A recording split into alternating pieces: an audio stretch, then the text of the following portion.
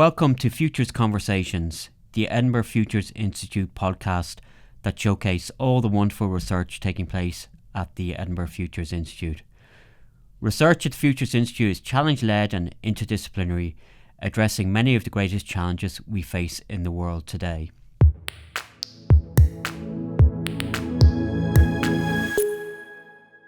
I'm your host, Enda Delaney, Director of Research at EFI, and in this episode I'm joined by Professor Shannon Vallor, who is Baillie Gifford Chair in the Ethics of Data and Artificial Intelligence. Welcome, Shannon. Just to get our discussion going, could you tell us a little bit about your background, where you grew up, what inspired you, who inspired you as a teacher, what values were important to you, and your wider social group? So I grew up in a suburb of the San Francisco area in California, and grew up in a working class household. My father was a civil servant for a naval station nearby where he calibrated ship instruments. My mother was initially a stay-at-home mom. Later, as I got older, she went to work as a PBX operator at a hospital, manning the phones. No one in my family had been to college, but my grandfather, who probably had the greatest influence on me growing up, was a frustrated scientist, shall we say. He had never been to university, but he was a scientific glassblower, and he worked in the physics labs at UC Berkeley, making cloud chambers and things that were used for, some of the most innovative experiments of the 20th century. And he was fascinated with science and always wanted me to love science, be a scientist. So I was encouraged academically from a very young age. I was also just transfixed by science fiction, by technology. I was obsessed with airplanes, wanted to be a pilot, actually, as one of the first ambitions that I had, until I was told that you had to be in the military to be a pilot, to become a civilian pilot first, that you normally had to get there through the military, and that as a woman I wouldn't be allowed to fly, which at that time was still probably true, although it wasn't true for much longer after that. So I abandoned that particular goal. But, I had the kind of traditional nerd kid's ambitions of being a pilot, an astronaut, which again, I was dissuaded from for similar reasons. Was obsessed with Star Wars. I saw it, in the theater when I was 6 years old, and was particularly influential, not just in terms of another fascination with technology and the first encounter on film with robots and mechanical minds or beings, but also because one of the central characters was a strong woman who was a leader and not just a sort of passive victim, as in most kinds of stories of that nature was the trope. In my early schooling, was very interested in science and mathematics. But I began to kind of turn away from that towards the end of high school, and I got much more interested in the science of the human mind. I was really interested in psychology, kind of prefiguring my later interest in AI. I was very interested in how the mind works. So I went to community college, which in California is a kind of public 2-year path that allows you to get actually a very good first 2 years of college education, then transfer to a 4-year university after. And because it's designed for the kind of student I was, the courses are often offered at night to allow students to work. So I worked full-time from the time I was 17 until I went to get my PhD, actually. So I worked full-time all the way through my undergraduate degree. Transferred to California State University, still a psychology major at that point, but becoming dissuaded because the psychology department there was really more focused on kind of training psychologists and counselors, and it wasn't, they didn't have a strong program in cognitive science, neuroscience, the kinds of things that actually interested me more. But when I got to the four-year university, the first thing I did was take a general education requirement course in ethics in the philosophy department. And I didn't have any affection for philosophy at that point. So I took this philosophy course because it just met a requirement that I needed to graduate. But I fell in love with it. It was also a night class. I fell in love with it the first night. I changed my major within 2 weeks of starting that course, which was very difficult because I was already 2 years through. So I had to radically refigure my entire schedule and catch up on all of the requirements in philosophy in just 2 years. So it was really challenging, but I managed to do it. But I was also very driven at that point, and it took me a long time to realize it, by moral questions. And so philosophy was also the discipline where you could ask moral questions about how we should live and what we owe to one another. I ended up focusing in the philosophy of science, so kind of combining my earlier interests, the philosophy of science, philosophy of mind. And then in graduate school in Boston College, I took a course in the philosophy of technology, which at the time really wasn't a common offering in philosophy departments. It wasn't an area of study, particularly in the United States or in any English-speaking part of the world that was well developed at that point.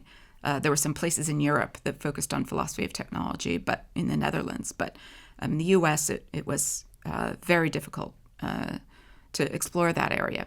So I was very lucky that I happened to take that one elective course, and it just brought everything together. Once I ended up at Santa Clara University back in California teaching, I was teaching the philosophy of science, but I developed a course essentially called Science, Technology, and Society, but it was a philosophy course. I taught a unit on the ethics of social media in 2006. And my students just absolutely threw themselves into it and were desperate to talk at that point. And so I realized that the ethics of kind of new digital technologies, the ethics of social media platforms, the ethics of data were becoming increasingly important, and my work focused on that. But of course, I had always had a fascination with AI and robotics. So I was working on that as well, but back in 2008, 2010. But it made me very well positioned for when AI became a commercial reality, because I'd been working on questions around what would it mean to have machines that perform the tasks that we think of today as intelligent. So that's been my focus really ever since. Do you think your different path to academia, do you think that informs the way in which you conduct your research, lead your teams? Is there? Yeah, absolutely. One of the things that it did was, I think, remove for me the desire to stay within a traditional discipline and earn the kind of status points that you get by following the rules and norms of one discipline in a very rigid way. But because I had that wandering path, I was never fully satisfied with a particular disciplinary approach or a particular set of conversations that would only happen within a single discipline. So I was always interested in bringing, for example, moral questions and scientific questions together, questions about politics and questions about technology together. And because those questions were always, and those combinations of questions were always at the front of my mind, it really drove me towards wanting to explore those questions without being hemmed in. So I stayed within the disciplinary box just enough to get tenured and quickly promoted to full professor. And then the minute an opportunity came to break out of that disciplinary box, I jumped at it. And that was the opportunity here at the University of Edinburgh to come to the Edinburgh Futures Institute and create a new interdisciplinary research program in the ethics of data and artificial intelligence. That moment was really the fulfillment of what I'd long sought, was the opportunity to work on the questions that fascinated me and pull in whichever kinds of expertise were needed to answer those questions. So to lead research groups that had social scientists, that had computer scientists, that had human-computer interactions specialists, that had law scholars, that had philosophers, right? Whoever's needed on board to answer the question, that's who needs to be in the room. And it's something that's very difficult to do within traditional academic structures, and you have to have a lot of institutional support and resources to make it work. That's what EFI has been able to accomplish. I have to ask you, you moved halfway across the world in the middle of a global pandemic. Yes. To the new chair, the Baillie Gifford Chair in the Ethics of Data and AI. What was that like? Well, the funny thing is that I didn't know it was a global pandemic until actually I knew it halfway through the trip. So we flew from San Francisco to New York, and it was at JFK Airport that things were getting very, very bad, very, very quick. And it was at that point that I realized that we might be heading for a very scary time. But we were, of course, already committed. And yeah, I arrived about, 2 or 3 weeks before lockdown. So it was a bit of a frantic period as the situation escalated or devolved, depending upon how you want to look at it. And had to very quickly get out of our temporary accommodations and find a permanent place to hole up during lockdown. So it was a very stressful period. But it was also, in many ways, for me, kind of proof that I'd made the right decision, because the community here, even though after the first couple of weeks I only saw people online, the community here was so welcoming and supportive from the very beginning. And we had such a wonderful, oddly enough, experience getting the Center for Technomoral Futures off the ground. And we had our first 5 PhD students selected within a few months of my arrival. But they came to the university starting in September of 2020. And from that point forward, it felt like the Center for Technomoral Futures was an incredibly close-knit family, because those PhD researchers needed each other from the very beginning as a source of mutual aid and support. At the time, there was, of course, no EFI building open, and had there been, we wouldn't have been allowed to be in it. So we used our online platforms to try to create a supportive space. So we had students coming in who, were working across the business school and informatics. We had students that were coming in to work across philosophy and psychology, or education and sociology. And so they all needed to find a way to knit themselves together into a group. It was a really wonderful experience to see how quickly that happened. So it was a very challenging first year, but one that gave me great confidence that this model would work. And that there was something here to build on for the long term. In a reasonably short period of time, less than 4 years, the centre has really established itself internationally from fairly much limited reputation in Edinburgh beforehand. How do you account for that? A couple of things. I think it helps that before coming here, I had developed a pretty wide research community in the US and Europe.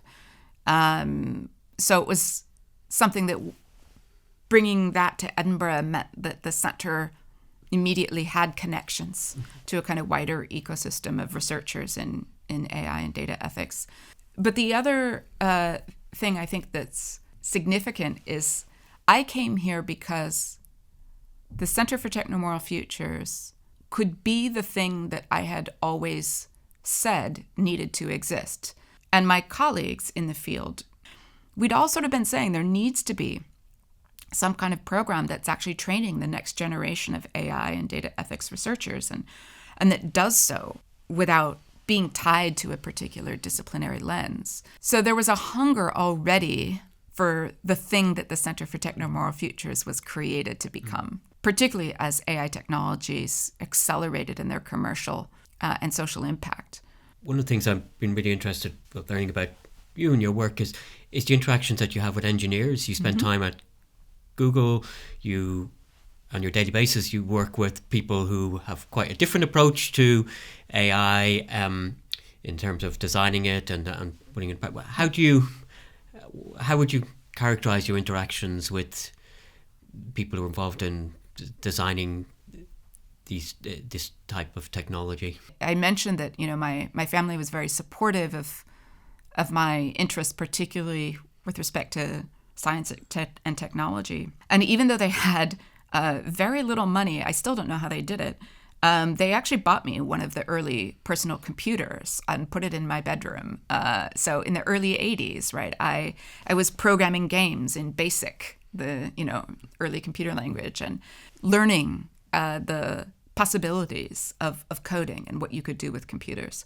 I was always aware that computing and software engineering were potentially as creative an endeavor as anything that I would do as a humanist or a philosopher.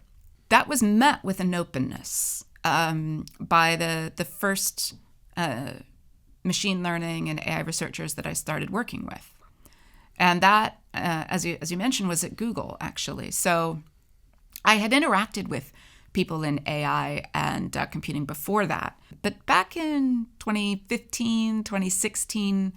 Those communities still hadn't really formed into the really large communities you have now. We have conferences like the FACT conference and the AIES conference that happen every year that are sponsored by large computing societies, but that bring together computer scientists, machine learning researchers, philosophers, lawyers, social scientists. That's a pretty mature ecosystem right now. But my interactions with computer scientists at that point were scattered. Interesting but scattered. I was brought into Google by Fei-Fei Li, who at the time was the senior research scientist in Google Cloud. And Google had just formulated a set of AI principles that in 2018 it had said it would use to kind of govern the responsible development of AI internally. And Fei-Fei had met me at a keynote that I gave at her lab conference at Stanford, I think the year before.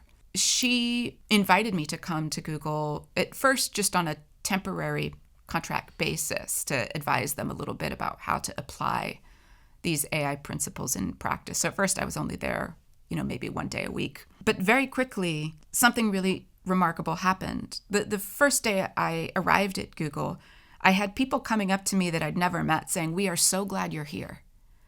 We're so excited that you're here." And I had this expectation, as many philosophers did at the time, that, when you walk into a technical space as an ethicist, you're going to be viewed with suspicion. You're an outsider, you're an intruder, and you're there to tell them what not to do, right? But there was something about Google at that time that was so receptive to thinking about how to do this work responsibly, that we had all kinds of machine learning and AI folks wanting to engage with the work that we were doing, thinking about how AI product development could be done responsibly from the ground up, thinking about how you would allow the engineering teams to work with the social scientists and the ethicists and the legal folks to actually do something that would allow for a trustworthy and socially beneficial product to actually emerge on the other side. That experience was so positive. I remember my husband commented very shortly after I started going half-time at Google. He commented that the days I would come home from Google, I always had a smile on my face. It wasn't a perfect experience, and there were struggles and there were challenges and obstacles and some of the things that we see today in the tech ecosystem that prevent responsible AI work from really happening in industry the way it needs to. Those barriers were there. But overall, my experience was most technologists and most people in the AI field really want to build something good. They really want to build something that helps people and doesn't hurt them. And that should be obvious, right?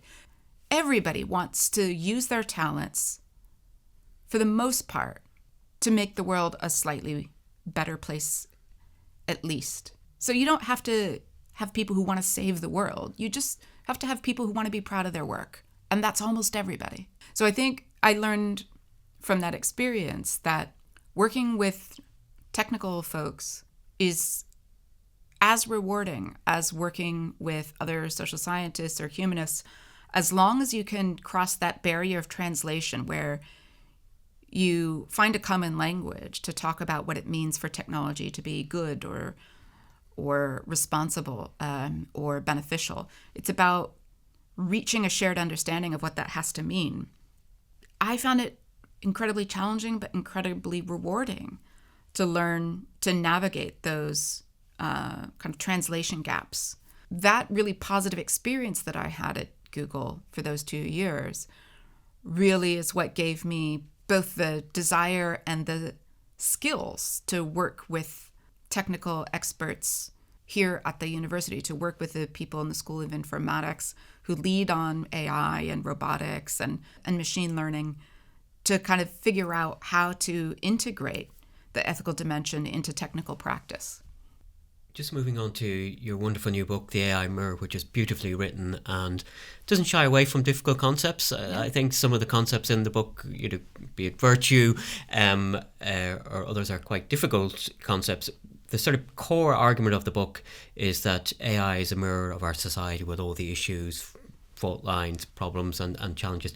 Could you tell us a little bit more about that sort of central argument? Sure. And I would say, the argument is that it's a mirror, but as a partial and distorted mirror, right? So one of the key points that I make early in the book is that the mirrors that we are building with these current AI systems don't reflect humanity as a whole.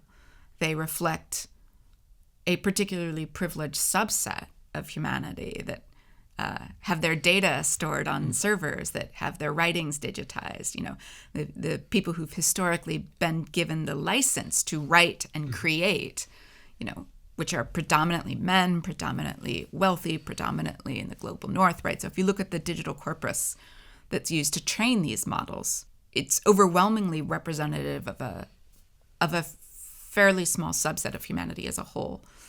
But these mirrors then are taken to represent us all, which is part of the danger. The mirror metaphor is a way of providing a better way of understanding AI than the default that you often see in media representations of AI today, which is to think of AI as another kind of mind. As a factual claim, that's just plainly false. But even as a metaphor, it's a terrible metaphor. So if you use the metaphor of a mind to try to understand what AI systems do, you actually will end up with a pretty misinformed view of how AI systems are developed. So the mirror metaphor provides a much better basis for understanding what AI is, what it's good at, what it's not good at, what it does, what it doesn't do, and what we can expect from it, and how we can use it in ways that are, in the long run, compatible with human flourishing. The book is really focused on the kinds of AI tools we're building today, like the GPT and Gemini models, the large language models, and generative AI tools that are built on large volumes of data about us.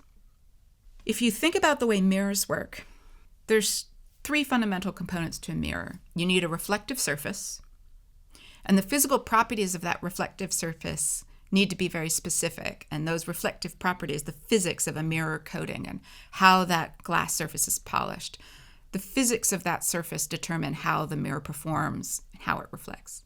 So you need an algorithmic surface that's been prepared in a certain way, because that's in fact the part of the metaphor for the algorithm. The algorithm is like the mirror surface, and the properties of the algorithm determine how the model performs. So that's one part. The second thing that you need for a mirror, of course, is light, and because the reflective surface doesn't do anything unless light is directed towards it. So of course, we know what the light is in the case of AI.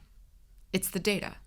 So instead of shining wide beams of powerful light on glass, we shine vast troves of human-generated data on these algorithmic surfaces. And it's the patterns within that data that are processed, analyzed by the algorithmic surface and reflected back. And the third thing, of course, is the image. And that's, of course, the output. It's what you get from the model. So when you talk to ChatGPT, what you're really doing is talking to a mirror. The surface, if you will, of that mirror is the algorithm that is responding to what you say. Your prompts, your questions are light, but of course, the surface of that algorithmic mirror has also already been trained on a large volume of light that has determined its shape and function. It determines how it will respond to the data that's now coming from you in the form of a prompt. And then what you get back, the answer you get, is actually just a reflection that is a modification of the pattern that has already been analyzed in the data that comes back at you, slightly modified with some kind of randomness added to make the answer sound a little bit, novel and surprising. But that's how generative AI works. And this is a really important metaphor because when you look at yourself in a mirror, there's no second person on the other side of that mirror. It's just a reflection. And reflections have different properties than the things they reflect, right? That reflection doesn't have the warmth of your body, right? That it doesn't have the depth, that you can't kind of press on it and have it mold in the way that if you press on your actual face, it will conform to your finger. Whereas if you touch the same spot on the mirror, it won't. So when you're talking to a generative AI model, it really helps to understand it in that way. It's reflections of thoughts. It's reflections of human voices. It's reflections of minds. It's reflections of intelligence. And just as the reflection of a body is not a body and has very different properties, a reflection of intelligence is not intelligent and it has very different properties.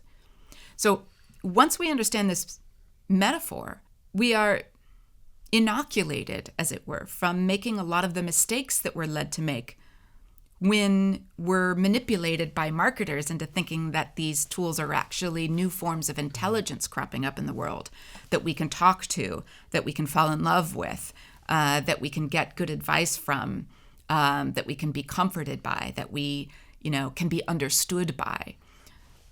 Those are all incredibly distorted ways of describing what AI does. AI can't understand you. It can speak to you in the way that a mirror can, speak to you.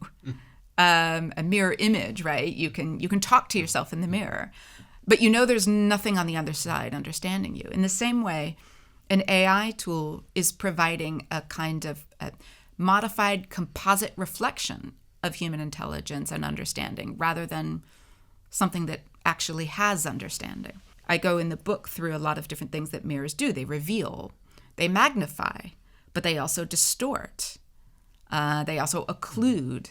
And it turns out that AI mirrors can be described in all the same ways. We can talk about the things that they magnify and amplify, which can include things like unfair bias or disinformation. We can talk about what they distort, the ways that they can kind of take reality and twist its shape and feed it back to us in a way that can be either entertaining or quite harmful and dangerous. And the ways that AI tools can kind of occlude our vision, so they can show us only one side of something, just in the way that a mirror shows you only the front side of what you're looking at. It can't show you what the other angle, right? In the same way, we can see that AI mirrors will show us certain perspectives, but not others. As humans, we've had various different challenges. You cite lots of great historical figures, including Narcissus and Descartes and all these people, to say that we've sort of been here before. Obviously, the particular challenge of the technology is a new one, but we have been here before in terms of understanding of ourselves. But also, I think quite a critical interpretation, a sort of sub commentary on the sort of on the industry. There's a recent report out from MIT, I think, where they talk about the fears of dominance of a very small number of AI, some of which we've mentioned already. Do you think that's a genuine fear that because the resources and the infrastructure that are needed, tend to fall into relatively few hands, and perhaps that might be a concern for the future as well. Yeah, it's a very, very serious concern, and it's one I touch on in the book. So the book is optimistic in the sense that it's trying to help you understand that AI itself is not something to fear, is not something to feel endangered by, is not something to feel like is destined to kind of overtake human intelligence, right? So a lot of what I'm trying to puncture and diffuse is this kind of marketing hype that says AI is what's next. Humanity is over. Humanity is, destined to be replaced and superseded by these new super intelligent machines. So the book is optimistic in sort of trying to restore a sense of human agency and power, that we're still in the driver's seat, and that these technologies can only replace us if we allow it and if we accept something lesser than ourselves in our place. The dark side, though, despite the fact that AI itself does not pose a threat to us, the organizations and powers behind AI and the economic and political incentives that are determining its current shape and the way it's being used are in fact quite threatening to us. So the call is, as it were, I say, is coming from inside the house, right? It's not, AI is not this external threat, but our own social, economic, and political systems and their incentives, which are kind of misaligned with sustainable human flourishing right now. Those are shaping AI's form, and that is the threat. There's been a lot of focus recently, rightly so, on the environmental impact of AI models and the fact that large AI companies, which, yes, overwhelmingly control the AI landscape right now, are pushing countries and regions to build a huge number of new data centers to power AI systems to an extent that is likely going to prevent those organizations and the countries that they're pushing to build new data centers away from meeting their climate targets and commitments. We cannot afford that. Humanity cannot afford that. And the idea that somehow this will work out because AI is going to solve climate change for us, that's absurd. AI is a tool, and there are absolutely applications of AI that will help us meet some of the challenges associated with climate change, but only if we don't develop AI in a way which puts our foot on the gas of fossil fuel extraction and use, which is what's happening right now. There's lots of applications of AI that you don't need large language models for, that you don't need training that's incredibly costly environmentally or economically. You can use smaller, more sustainable models and smaller but higher quality data sets to do a lot of the work that we needed AI to do.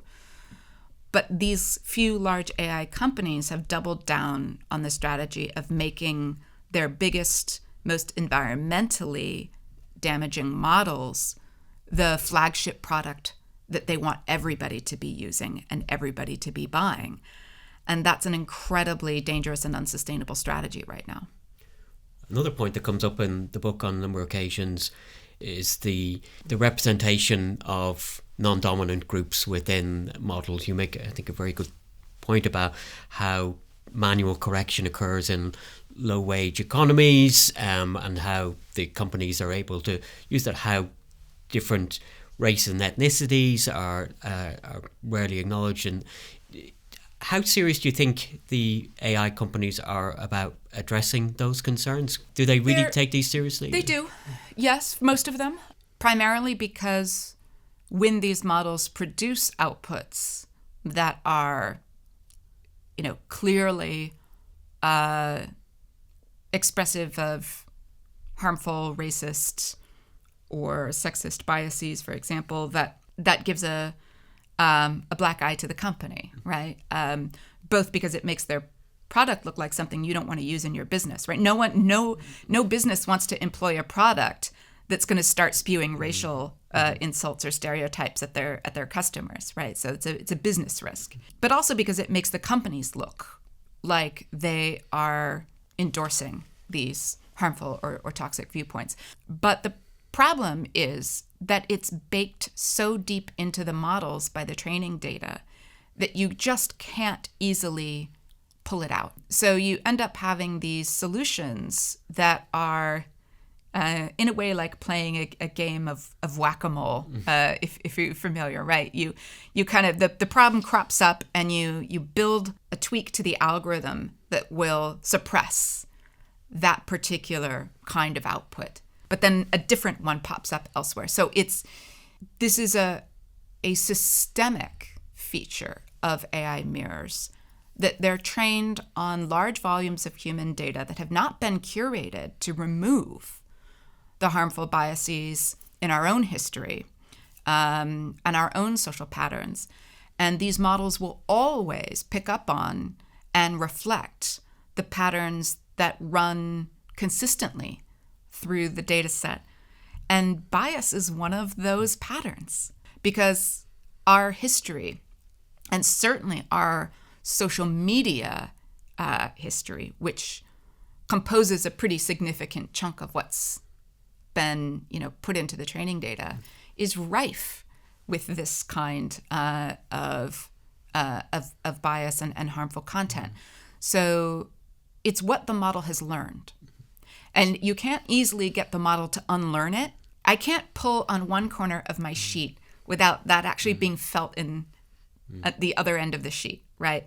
It's a fabric, and if I yank on one thread, it kind of runs through the whole thing. It's similar the way that AI models work. It's very difficult to extract something like a racial bias without distorting the whole sheet. So it becomes a very difficult problem to solve, and one that arguably cannot be solved without addressing the underlying bias or changing the way that we curate our data and train our models. But what these companies are not supporting is the kind of firm regulatory guidance. Instead, what these companies mostly want is to self-regulate and to invest a little bit in mitigating the worst, but without having to actually build a better product from the ground up. Do you feel optimistic about the future, taking in the round all these different issues that we face in terms of humanity? I place myself on the optimistic end of the spectrum only insofar as it's still entirely in our power to change the incentives that are currently driving us towards an unsustainable world and a planet that is simply incapable of supporting flourishing, intelligent life. So I'm not optimistic in the sense that if the status quo continues, the chances for sustainable human flourishing are slim to none. So that's the dark side. But the positive side is there is no kind of determined outcome. The future is still unwritten, and we actually know what we need to change. It's not like we don't understand why climate change is happening or what it would take to stop it or slow it down or mitigate at least its greatest harms and not add to the harms that have already, in a sense, been written into the future. We know what needs to be done. It's not like an asteroid coming at the planet where you've got nothing. We have ways to address this challenge. What we don't have is the political will. We've been here before, where we needed the political will to shift toward the kind of world that people had always said could never exist. So I'm old enough that I grew up in a world where people believed we would never see gay marriage. In 2014, in the United States and shortly after many other countries, right, the political will shifted in what felt like a landslide overnight. But it wasn't overnight, right? It was something that had been building in the culture and in our moral view of the world. I think we're going to have to see the same thing with respect to climate change and the current economic order. And I think you already see it happening. A lot of people are resisting it. A lot of people are saying, look, the status quo is the status quo. This is how the world works. We can't imagine a different kind of future. they're wrong. We have before, and we have to now. One of the great dangers that AI does pose is that because it's trained on all of the patterns of the past, and I'm certainly not the first to say this, it is a fundamentally conservative and even regressive technology. If we use it to automate decision-making, if we use it to predict and write the future, because all it will do is take the patterns from the past and push those into the present and future. A colleague, a philosopher of mine, Mark Kokelberg, calls AI a time machine. But it's a time machine that sort of, instead of taking you and putting you back in the past, takes the past and brings it into the present and future. Because if we simply use AI to set ourselves on autopilot, we'll basically stay on the same unsustainable paths that we're on. As a roadmap into the future, it's actually the end. It really is the end of humanity if we simply take AI to be the thing that tells us how we should live. Thank you very much, Shannon, for talking about your fascinating research and most recently in the AI Mirror. If you want to find out more about Shannon's research, check out www.efi.ed.ac.uk